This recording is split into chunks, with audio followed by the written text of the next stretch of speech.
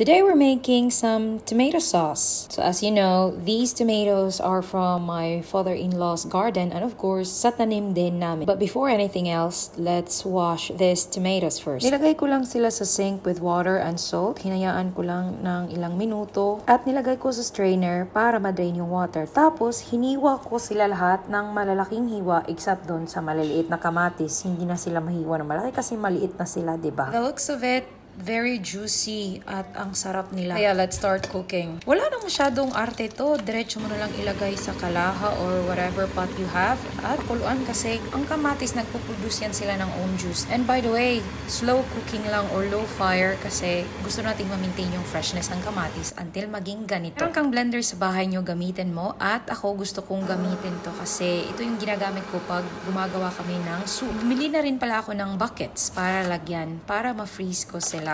O, diba? You just defroze them whenever you need them. Kaya yan. At dapat wag nating kalimutang isulat yung date para ma-take note natin kung hanggang kailan sila pwedeng gamitin. These are my homemade tomato sauce. Hope you like this video. Thank you for watching and follow for more videos.